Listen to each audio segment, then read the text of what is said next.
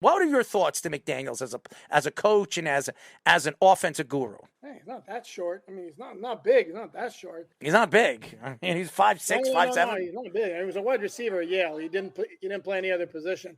What do I think about him?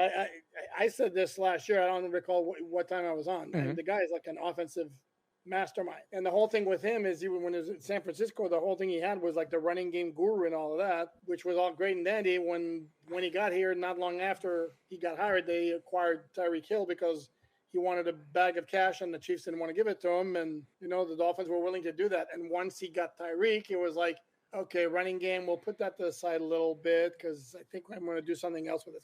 And the play calling is brilliant. The scheme, first of all, they have the fastest offense ever in the history of the NFL. And the play calling and all that, it's genius. I saw on your Twitter, you were having some quote tweets, some guys that were saying, is this going to be the best offense in the NFL? Because record-setting wise, like it was right with the greatest show on turf at the time. And I think they just surpassed it this week, obviously playing against my New York Giants, and they absolutely obliterated that.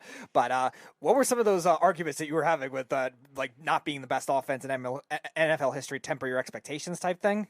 No, the whole thing is on the All Dolphin podcast, my co-host, Omar Kelly, who might be a tad more prone to hyperbole than I am. Through 5 games is the best offense in NFL history, and they're going to continue that, and they'll be the best offense in NFL history. And I was like at the time, okay, can we simmer down a little bit? And my point is, let's see them have a big game against a really, really good defense. Because the thing is, their numbers have been skewed by what they did against Denver in week 3 when they went 70-20 and had 627 yards. That kind of skewed everything else, which is it's given them the record number of yards through 5 games, lead the NFL, and they're number 1 in every category by a lot. But the fact, I mean, it's going to be a great offense regardless. It's the fastest offense I've ever seen. Before we call them the best offense in NFL history, can we let the season play out? That was all I was saying. And of course, and some Dolphin fans were on Omar's side because fans will be fans, and they don't like the fact that I'm saying, can we see them do this against a great defense? Not necessarily 70-20, but like the 2 good defenses they've played have been Buffalo and New England. They won those games. Sorry, they won against New England 24-17, and they lost at Buffalo 48-20. Now, they weren't horrible, and they weren't like completely shut down, but they weren't like 99 Rams or 98 Minnesota Vikings or 2007 Patriots or 2013 Denver Broncos. I may be there at the end of the year. There was a guy that I disagree with McDaniels in the beginning of the season, not starting him.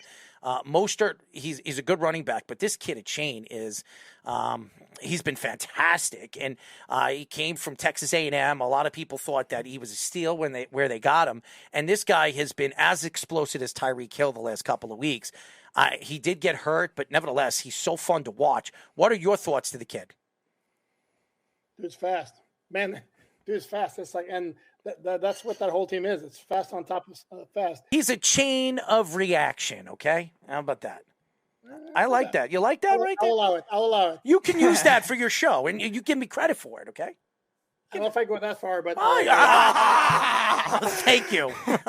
He doesn't want to give me any credit now, but thank you. No problem. Well, part of the reason he didn't start was he also got hurt in the preseason finale, and he was recovered by the time of the regular season, but he didn't start. He was inactive actually for the first game, and was part of it maybe that the Dolphins wanted to make sure he was 100%. Was it part of it? He's just a rookie, and it's a complicated offense. They want everybody to know everything everywhere.